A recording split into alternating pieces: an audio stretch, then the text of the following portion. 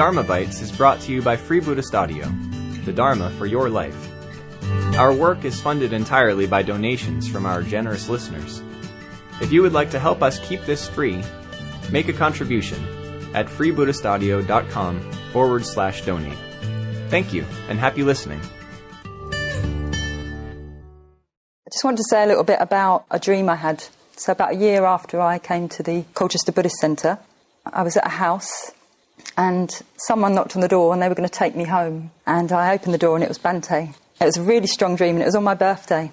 So I followed him and it was actually in Heidelberg. So I'm half German and my family home was in Heidelberg. And so he took me from the old town to the new town, and to do that you have to cross a bridge. Whoa. Yeah, I know it's important. and I realised I was walking behind him, and as we were walking across the bridge, I noticed the bridge was crumbling and all these bricks were falling into the water, and I was getting quite concerned. But when I looked at Bhante, he was just completely confidently walking across, not blinking an eye, that the bridge was crumbling. And we crossed the bridge and then he left to go home. But to go home he had to go across the water, and it was a very fast-flowing, flooded river. And I remember seeing him just walk very confidently into the water, and I was thinking, oh my goodness, he's an old man. And I better swim with him because I'm quite a strong swimmer. So I thought I'd just get into the water and I'll swim with him. And he was fine. He just... of course. And I remember thinking, oh, he's all right. Anyway, so he got across the water and just got out. And I got out. And as he left, I said, Bhante, I just need to ask you something. And he looked at me. And I said, is magic real? And he looked at me and he went, I think you know the answer to that.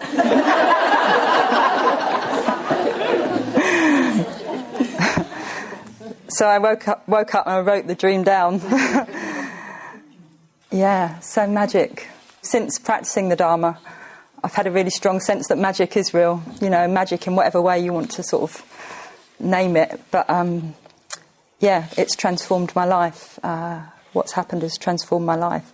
So I guess I see Bhante as sort of like a mythic guide.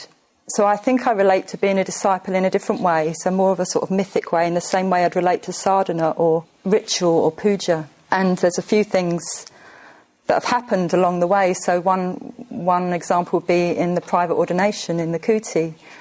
It felt like magic was there. I remember looking into your eyes, Kalyana Shri, and you were connected to Bhante and so much more. It was like you were a doorway for something much greater than us. And in the same way with you, Parami, you know, feeling the water from the initiation vase touch my head, it just felt like, oh, this is much more than just these people and me. So it's not like a naive faith, because I'm in these people's lives as well. I feel like I've had regular contact with Bhante, well, before he got ill at least, and I do with my preceptors and friends. So I also see their humanness, and in fact, I quite like that, you know, that there are imperfections and that Bhante has imperfections, especially because I could have a tendency towards perfection. So I quite like it because it means that I can be imperfect as well.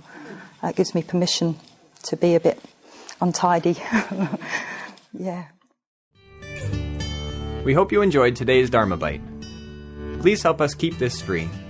Make a contribution at freebuddhistaudio.com/donate. And thank you.